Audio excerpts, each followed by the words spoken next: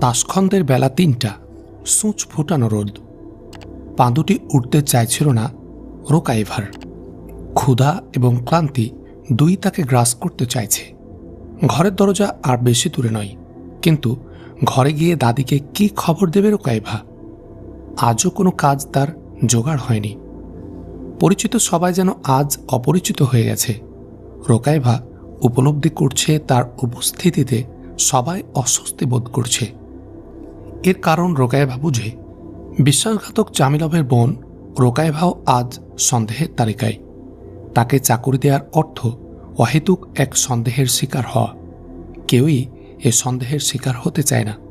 তাই পরিচিত জনদের সকল দরজা তার জন্য বন্ধ। গোটা পৃথিবী তার কাছে আজ ছোট হয়ে গেছে। সরকারের সহযোগী এর কথায় এমনটি হতো না। ওরা বলেছিল ভাইয়ার বিশ্বাসঘাতকতাকে কনডেম করে সরকারের কাছে একটা স্টেটমেন্ট রেকর্ড করলে পড়াশোনার সুযোগ এবং সরকারি বাড়ি দুই পাওয়া যাবে। কিন্তু রোকাইভা এটা প্রত্যাখ্যান করেছে। এর পরিণতি কি সে জানত, কিন্তু যে পরিণতি হোক ভাইয়ের জীবন দেওয়ার চেয়ে বড় কি? না, তা নয়। সুতরাং হাসি মুখেই সে এ জীবন বরণ করে নিয়েছে। তার নিজের জন্য কোনো দুঃখ নেই। দুঃখ হচ্ছে দাদির জন্য। কষ্ট সহ্যের বয়স তো আর নেই। ঘরের দরজায় এসে পড়েছে। দরজায় নক করল রোকাইভা। হাত দুটিকেও ভারী মনে হচ্ছে রোকাইভার। দরজা খুলে গেল। হাসি মুখে দাদি দাঁড়িয়ে। বিছানায় সে জায়নামাজ এবং কোরআন শরীফ। রোকাইভা বুঝল দাদি কোরআন শরীফ পড়ছিল। দাদির মুখে হাসি, কিন্তু দেখতেই পাওয়া যাচ্ছে হাসির উপর অন্ধকার একটা ছায়া। দাদির কপালে বিন্দু বিন্দু ঘাম দেখে এবং তার আধময়লা কাপড় দেখে ভেতর থেকে বেদনাটা উথলে উঠল রোকাইভার। সে দাদিকে জড়িয়ে ধরে বলল, তোমার খুব কষ্ট হচ্ছে দাদি? শেষের কথাগুলো রোকাইভার ভেঙে পড়তে চাইল। দাদি রোকাইভার পিঠ চাপড়ে অত্যন্ত পরিষ্কার কণ্ঠে বলল, আমার কোনো কষ্ট নেই বোন। গোডাউনের মতো এই গারাদ থেকে আমি যে তৃপ্তি পাচ্ছি তা এতদিন এয়ার কন্ডিশন ঘরে থেকে পাইনি। সত্যি বলছো? সত্যিই তোমার কোনো কষ্ট হচ্ছে না দাদি? হারে হাঁ, সুখ তো মনের জিনিস। বাইরের দুঃখ দারিদ্র্যের সাথে তার কোনোই সম্পর্ক নেই। দাদিকে থামিয়ে দিয়ে তার মুখের উপর চোখ রেখে রোকাইভা বলল, এত শক্তি তুমি কোথা থেকে পাও দাদি? কোথা থেকে পাই? জাতির প্রতি ভালোবাসা থেকে। আজ যুগ যুগ ধরে কমিউনিস্ট সরকার পশু শক্তি আমার মুসলিম ভাই বোনদেরকে যে কষ্ট দিচ্ছে তার কোনো পরিমাপ নেই। সেদিকে তুমি যদি একবার চোখ মেলে তাকাও তাহলে নিজের যে কষ্ট তাকে কষ্টই মনে হবে না। ঘরে একটি মাত্র খাটিয়া, একটা টেবিল, একটা চেয়ার, সাথে একটা বাথরুম। তাদের বাড়িটি কেড়ে নিয়ে সরকার এখানে এনে তাদের তুলেছে। সরকারের ইচ্ছামতো বিবৃতি না দেয়ায় হুমকি দেয়া হয়েছে এ ঘরটিও কেড়ে নেওয়া হবে এবং বিদ্রোহী হিসাবে শ্রম শিবিরে পাঠানো হবে। কিন্তু এরপরও রোকাইভা পারেনি তার ভাইয়াকে বিশ্বাসঘাতক বলে অভিহিত করতে। রোকাইভা খাটিয়ায় গিয়ে বসল। পাশেই টেবিল। টেবিলে প্লেট দিয়ে একটা বাটি ঢেকে রাখা। রোকাইভা এটা সকালে রেখে গিয়েছিল। মনে হচ্ছে কেউ তাতে হাত দেয়নি। মনটা আনচান করে উঠল রোকাইভার। সে দ্রুত প্লেট তুলে নিল। দেখল বাটিতে একখণ্ড রুটি। এই রুটি দাদির জন্য রেখে দিয়েছিল। দাদি রুটিতে হাত দেননি। রোকাইভা দাদির দিকে ফিরে তাকিয়ে বলল, দাদি, তুমি রুটি খাওনি? না খেয়ে আছো এখন পর্যন্ত? রুদ্ধ আবেগে গলা কেঁপে উঠল রোকাইভার। দাদি ধীরে ধীরে তার কাছে এসে মাথায় হাত রাখল। তারপর সস্নেহে বলল, তুই খেয়ে না গেলে কি আমি খেতে পারি? সেদিন সকালে একখণ্ড রুটি তাদের ছিল। তারা প্রায় খালি হাতে এখানে এসে উঠেছে। পরার কাপড় ছাড়া আর উল্লেখযোগ্য কিছুই তারা নিয়ে আসতে পারেনি। কিছু রুবল ছিল, সেটা দিয়ে কয়েকদিন তারা রুটি কিনেছে। আজ সকালে রোকাইভা না খেয়ে কাজের খোঁজে গিয়েছিল। দাদিকে বলে গিয়েছিল রুটিটি খাবার জন্য। দাদির কথা শুনে রোকাইভা তাকে জড়িয়ে ধরে শিশুর মতো কেঁদে ফেলল। দাদির শুকনো চোখ দিয়েও এবার নেমে এলো অশ্রুর দুটি ধারা। চোখ দুটি মুছে নিয়ে দাদি বলল, চল বোন, রুটি ভাগ করে নেই। আমি তোর জন্য অপেক্ষা করছি। আমি জানতাম তুই খালি হাতে ফিরে আসবি। কোনো দরজাই তোর সামনে খুলবে না। দাদি রুটি ভাগ করল, এক ভাগ রোকায়েভার হাতে দিল। রোকায়েভা তার খণ্ডটি দাদির দিকে তুলে ধরে বলল, এটা তুমি নাও, তোমারটা আমাকে দাও। দাদি ম্লান হেসে বলল, ঠিক আছে। দুজনে শুকনো রুটি চিবিয়ে 2 গ্লাস পানি খেয়ে নিল। এ সময় দরজায় নক হলো। রোকায়েভা দাদির দিকে একবার তাকিয়ে উঠে দাঁড়ালো।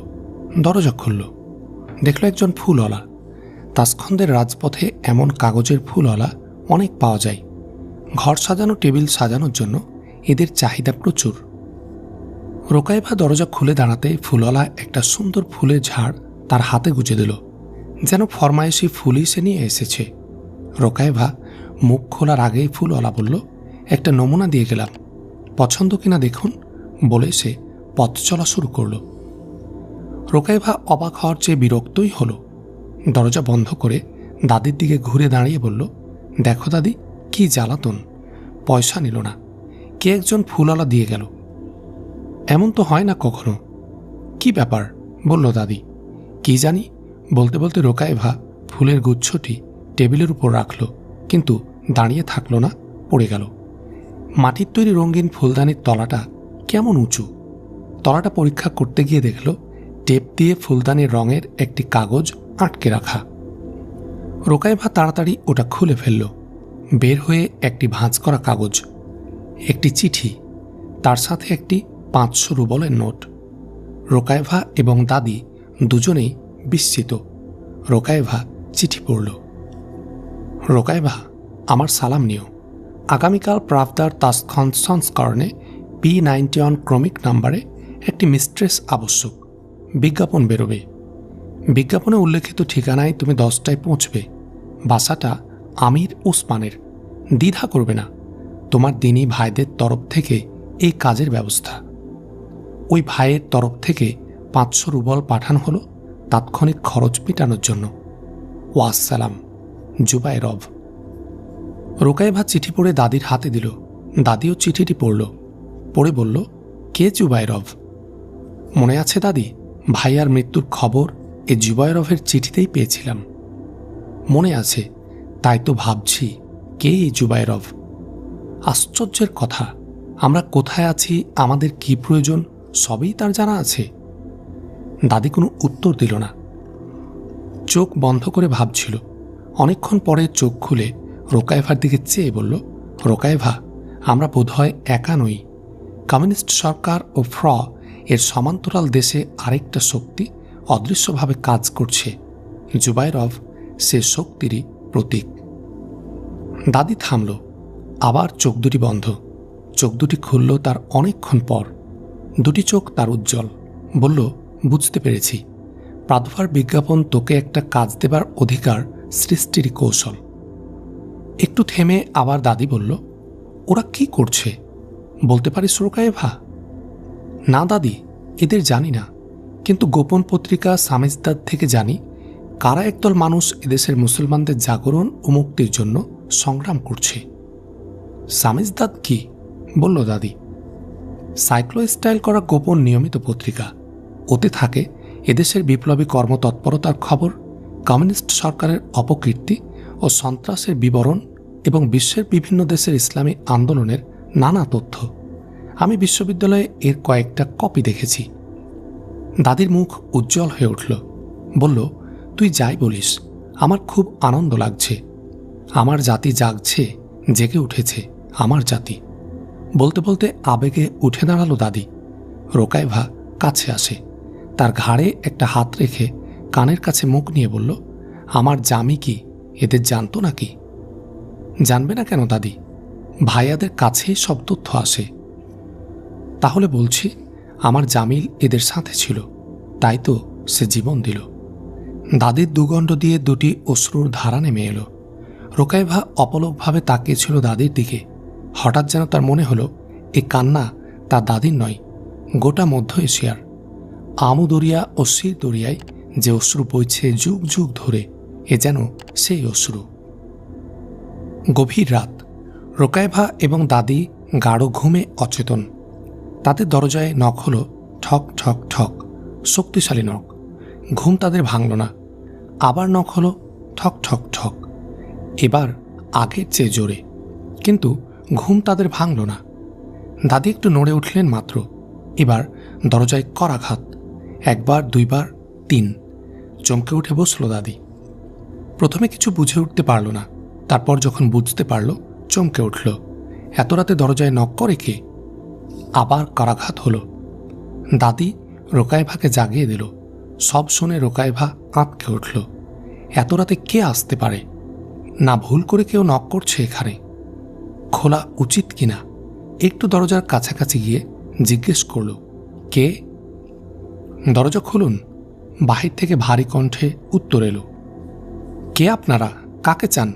ভয়ার্ত কণ্ঠ রোকায়েভার। কোনো জবাব এলো না। আগের সেই ভারী কণ্ঠ আরও ভারী গলায় বলল, তাড়াতাড়ি খুলুন, নইলে ভেঙে ফেলব। জবাব না পেলেও রোকায়েভা বুঝল এরা সরকারের লোক। সরকারি লোক না হলে এমন উদ্ধত কণ্ঠ আর কারোরই হতে পারে না। রোকায়েভা তার দাদিকে বলল, ওরা সরকারের লোক, না খুলে উপায় নেই। কিন্তু এই কথা বলার সাথে সাথে অন্তরটা ভীষণ কেঁপে উঠল রোকায়েভার। সেদিন সরকারি লোকেরা যে হুমকি দিয়ে গিয়েছিল তা মনে পড়ল। দাদি, ওরা নিয়ে যেতে এসেছে। দাদিকে জড়িয়ে ধরে কাঁপছে রোকায়েভা। আবার প্রবল ধাক্কা এলো দরজায়। ভীত চকিত রোকায়েভা যন্ত্রের মতো খুলে দিল। দুজন লোক দীর্ঘাঙ্গ, মাথায় ফেল্ট হ্যাট, মুখটা ভালো করে দেখা যায় না। দাদি এবং রোকায়েভা দেখেই বুঝতে পারল ওরা পুলিশের লোক। দরজা খুলতে একজন সে ভারী গলায় রোকায়েভাকে বলল, আপনি আমাদের সাথে আসুন। রোকায়েভা দুপা পিছিয়ে গেল ঘরের ভিতর। বলল, কোথায় যাব? কেন যাব? কাঁপছে রোকায়েভা। সময় নষ্ট করবেন না, লাভ নেই, বেরিয়ে আসুন। রোকায়েভা গিয়ে দাদিকে জড়িয়ে ধরল। ডুকরে কেঁদে উঠল। বলল, আমি যাব না, আমি দাদিকে ছেড়ে যাব না। দাদি পাথরের মতো, তার চোখে কোনো অশ্রু নেই, যেন কোনো অনুভূতিই নেই। দুজনের একজন ঘরে ঢুকল। বলল, সময় আমাদের নেই, মাফ করবেন আমাদের। বলে হাত ধরে টেনে বের করে নিয়ে গেল রোকায়েভাকে। রোকায়েভা চিৎকার করে কেঁদে উঠল। বলল, দাদির কেউ নেই, দাদিকে ছেড়ে একা আমি যাব না, দাদিকেও নিয়ে চলো। কিন্তু সে নিষ্ফল চিৎকার, নিষ্ফল আবেদন নীরব রাতে একটা বড় প্রতিধ্বনিই তুলল, শুধু কোনো ফলই হল না। রাস্তায় একটা কালো গাড়ি দাঁড়িয়েছিল। রোকায়েভাকে তারা সেখানে নিয়ে তুলল। ছোট্ট একটা হিস হিস শব্দ তুলে চলতে শুরু করল গাড়ি।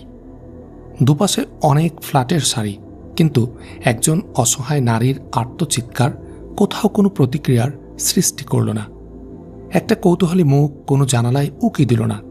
একটা জানালার পর্দাও একটু নড়ল না, যেন একটা মৃত্যুপুরী। কমিউনিস্ট রাষ্ট্রের এটাই বাস্তবতা। ভয় এবং প্রতি মুহূর্তের উদ্বেগ কারো মধ্যে কোনো জীবনাবেগ রাখেনি। সবাইকে একটা জীবন্ত লাশে পরিণত করেছে। এই লাশে যান্ত্রিক কর্মক্ষমতা আছে, কিন্তু হৃদয় নেই, কোনো অনুভূতি নেই।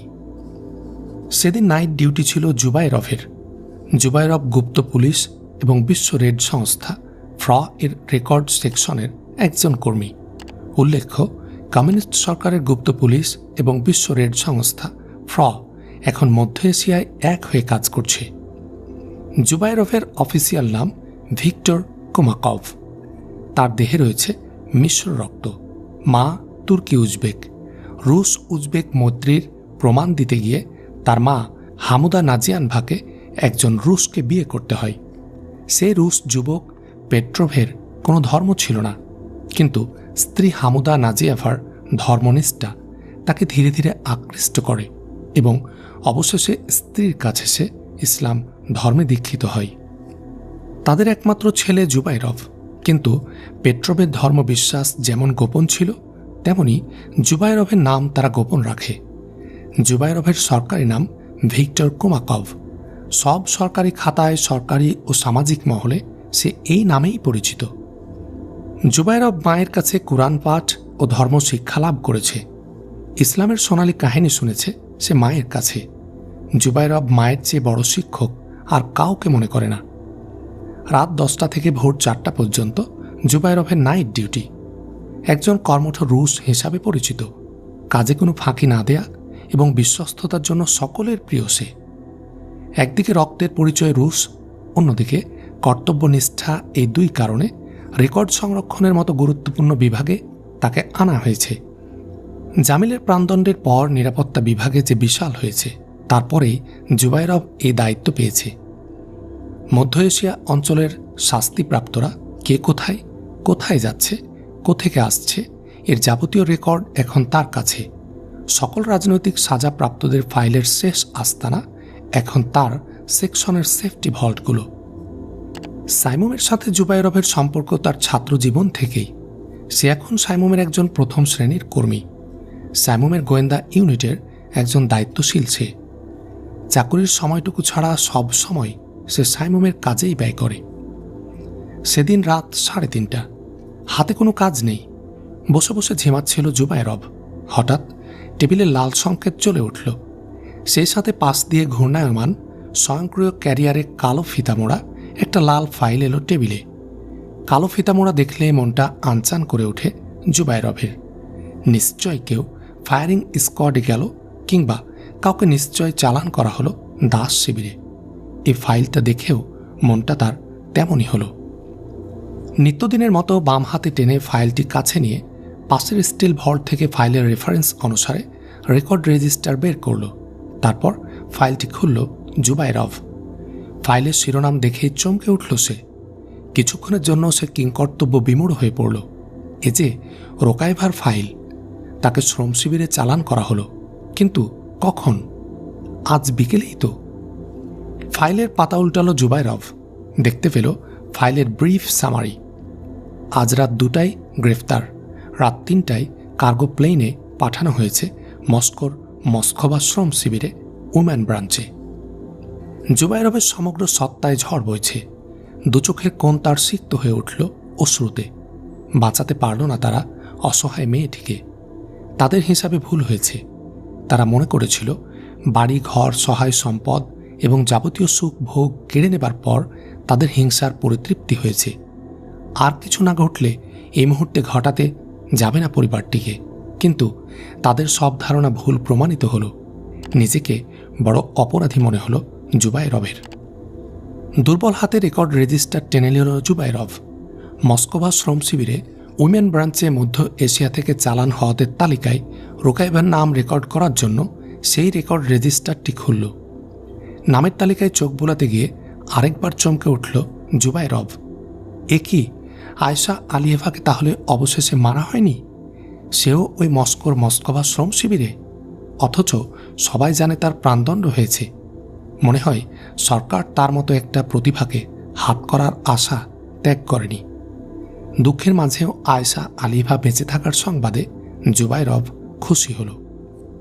রেকর্ড রেজিস্টারে আয়েশা আলিভার পাশেই রোকাইভার নাম উঠল। রেকর্ড রেজিস্টারটা বন্ধ করতে গিয়ে হঠাৎ মনে হলো রোকাইভার দাদির কথা। ফাইলে তাকে গ্রেফতারের কথা নেই। তাহলে কোথায় তিনি? চঞ্চল হয়ে উঠল জুবাইরভের মন। ঘড়িতে দেখল যে ভোর 4টা বেজে গেছে। টেবিলের ফাইলগুলো গুটিয়ে অফিস থেকে বেরিয়ে এলো। অফিসের গাড়িতে এসে ন্যাশনাল পার্ক পর্যন্ত এলো। তারপর পার্কে একটু বেড়াবে এ কথা বলে সে গাড়ি থেকে নেমে এলো। সে ঠিক করে নিয়েছে এখনই একবার রোকাইভার ফ্ল্যাটে গিয়ে সে রোকাইভার দাদির খোঁজ করবে। রোকাইভার সেই ফ্ল্যাটে দক্ষিণ তাসখন্দে 11 নম্বর কলোনিতে। এখান থেকে হেঁটে গেলে 1 ঘন্টার পথ, কিন্তু সেখানে সে অন্ধকার থাকতেই পৌঁছতে হবে। কিন্তু এ সময় গাড়ি পাওয়া যায় না। মুশকিলে পড়ল জুবাইরভ। এ সময় পাশ দিয়ে দুধ সাপ্লাইয়ের গাড়ি যাচ্ছিল। জুবাইরভ হাত তুলে দাঁড় করালো।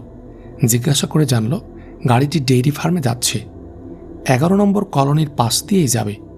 জুবাইরভ নিজের আইডেন্টিটি কার্ড দেখিয়ে তাকে লিফট দেওয়ার জন্য অনুরোধ করল। সিকিউরিটি বিভাগের কার্ড দেখে ড্রাইভার এবং ইনচার্জ একদম মোমের মতো গলে গেল। জুবাইরভ 4:30টায় গিয়ে 11 নম্বর কলোনির গেটে নামল। তারপর রোকাইভাদের ফ্ল্যাট খুঁজে নিতে তার কষ্ট হলো না। এখনও অন্ধকার। ফ্ল্যাটের সামনে রাস্তায় একটু দাঁড়ালো জুবাইরভ। চারদিকে তাকিয়ে দেখল কেউ কোথাও নেই। রোকাইভার ফ্ল্যাটের কাছাকাছি গিয়ে দরজার দিকে তাকিয়ে বুকটা ছ্যাঁত করে উঠল জুবাইরভের। দরজা খোলা। কেন খোলা? তাহলে কি তিনি নেই? কোথায় যাবেন তিনি এই রাতে? গুম করা হয়েছে তাকে? নানা আশঙ্কা, নানা প্রশ্নে জুবায়েরভের বুক তোলপাড় করে উঠল। দরজায় গিয়ে দাঁড়ালো জুবায়েরভ। ভেতরে ঘুটঘুটে অন্ধকার। জুবায়েরভ ধীরে ধীরে ডাকল, দাদি। কোনো সাড়া নেই। জুবায়েরভ ঘরে প্রবেশ করল, দরজা ভেজিয়ে দিল। তারপর সতর্কভাবে টর্চের আলো ফেলল ঘরে। দেখল বিছানা খালি। টর্চের আলো মেঝেই গিয়ে পড়ল। দেখা গেল লুটোপুটি করে পড়ে আছে একটা দেহ। তাড়াতাড়ি ঝুঁকে পড়ল জুবায়েরভ। জুবায়েরভ খুশি হল। চোখ খুলেছেন তিনি। ক্ষীণ কণ্ঠে বললেন, কে তুমি? কি চাও? আমার রোকাইয়া কোথায়? দাদি, আমি জুবায়েরভ। আমি আপনাকে নিতে এসেছি। তুমি জুবায়েরভ? তোমার আগমন এত দেরিতে কেন? আমার রোকাইভা কোথায়? আমি কোথায় যাব? সব কথা বলবো দাদি, কিন্তু এখনই আমাদের এখান থেকে সরতে হবে। কিন্তু রোকাইভা যদি এসে এখানে আমাকে না পায়? শেষের কথাগুলো বলতে গিয়ে কান্নায় রুদ্ধ হয়ে গেল দাদির কণ্ঠ। জুবায়েরভ চোখের পাতা ভিজে এলো, কিন্তু সময় নেই। অন্ধকার থাকতেই এই কলোনি থেকে তাকে বের হতে হবে। জুবায়েরভ বলল, দাদি, রোকাইভার চিন্তা আমাদের উপর ছেড়ে দিন, আপনি উঠুন। বলে জুবায়েরভ দাদিকে হাত ধরে টেনে তুলল। বলল, দাদি, আপনি আমার কাঁধে ভর দিয়ে চলুন। হঠাৎ থমকে দাঁড়িয়ে জুবায়েরভ বলল, ফুলের ঝাড়টি তো টেবিলের উপর, কিন্তু চিঠিটা কোথায়? ওটা তোশকের তলে, বলল দাদি। জুবায়েরভ দাদিকে একটু দাঁড় করিয়ে টেবিল থেকে ফুলের ঝাড়টি এবং তোশকের তলা থেকে চিঠিটি নিয়ে নিল। তারপর দাদিকে নিয়ে বেরিয়ে এলো ঘর থেকে।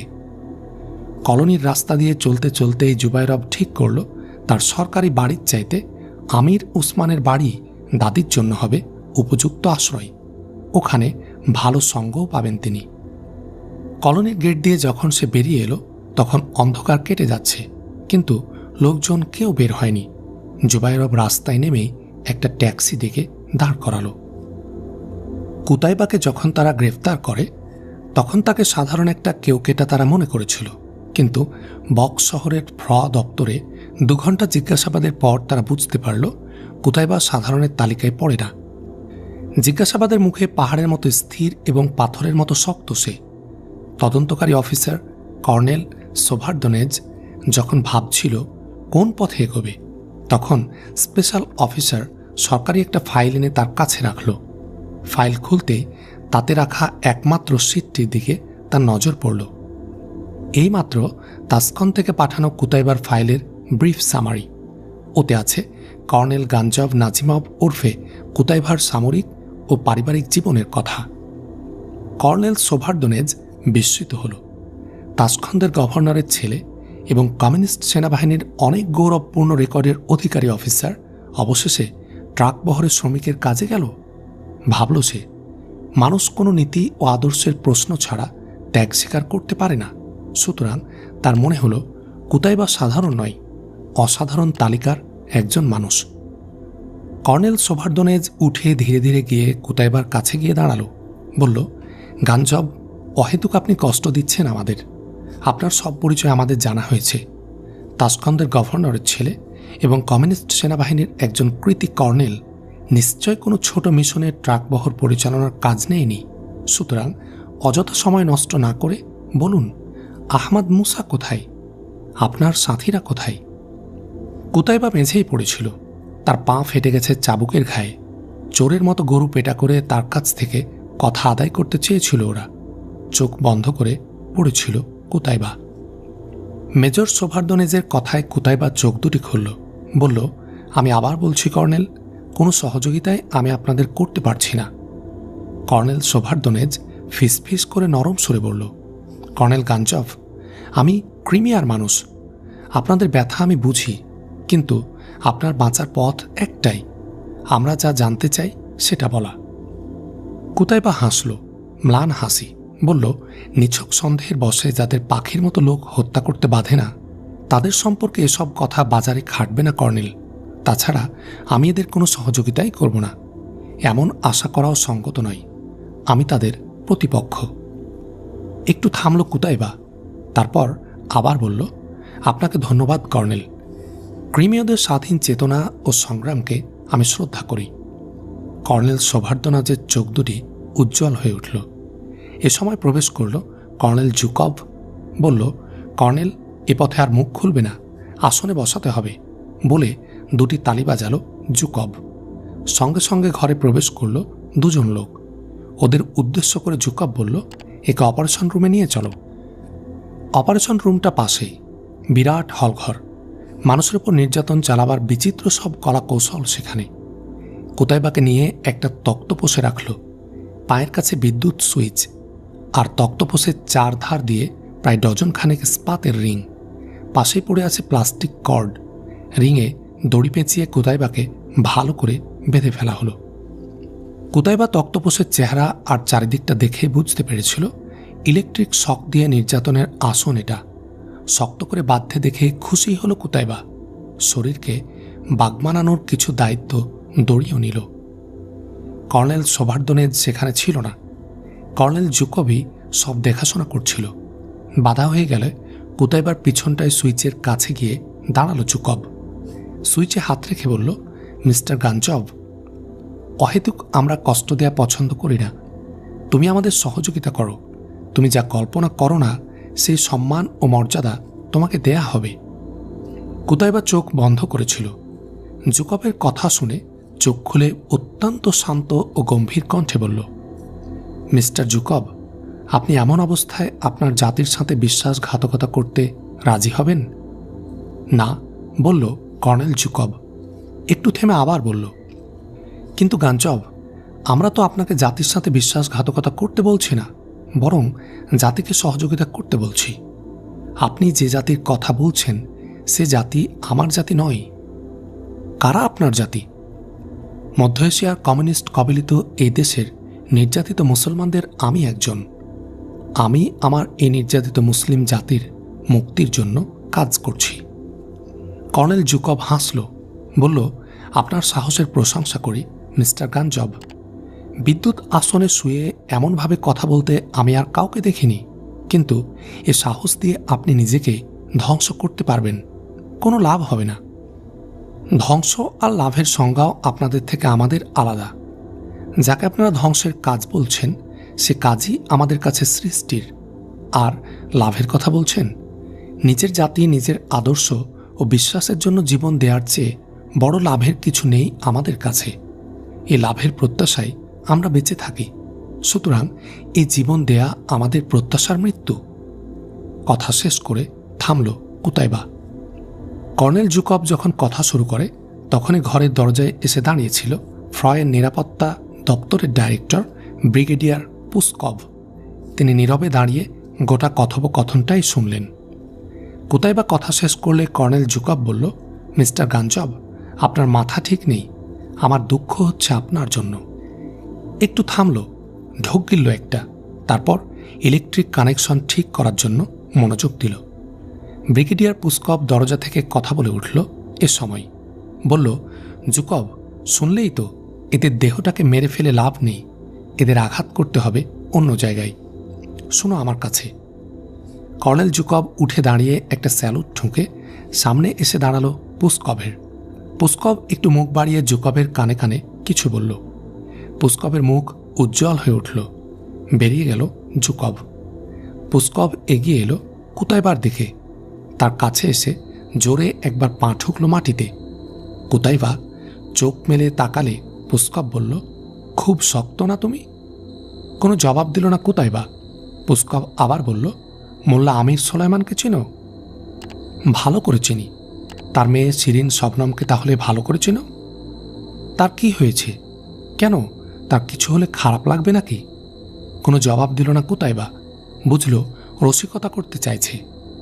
পুস্কভ আবার বলল, যদি বলি শিরিন শবনম এখানে, তাহলে বিশ্বাস হবে তোমার? তোমরা জালেমের ভূমিকায় আছো, তাকে তোমরা ধরে আনবে অসম্ভব কি? কিন্তু হিসার দুর্গের তোমরা কি করেছ? চিরদিনের জন্য মাটির সাথে মিশিয়ে দিয়েছি। সেখানকার জনপদ, মসজিদ, মাদ্রাসা, সুফি আব্দুর রহমানের কবরগাহ দেখার জন্য যদি তুমি বেঁচে থাকো, তাহলে তোমাদের সেই সাধের হিসার দুর্গের আর কোনো চিহ্নই আর দেখতে পাবে না।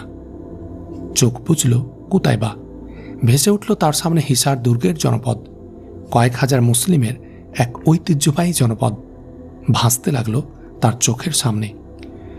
অনেক শিশু, নারী, বৃদ্ধের অসহায় মুখ, তার সমগ্র সত্তায় একটা যন্ত্রণা ছড়িয়ে পড়ল। অক্ষম এক বেদনায় চোখের কোণ দুটি তার ভিজে উঠল। পুস্কব আবার বলল, দেখবে চলো শিরিন শবনমকে। দরজায় এসে দাঁড়ানো দুজনকে ইশারা করল পুস্কব।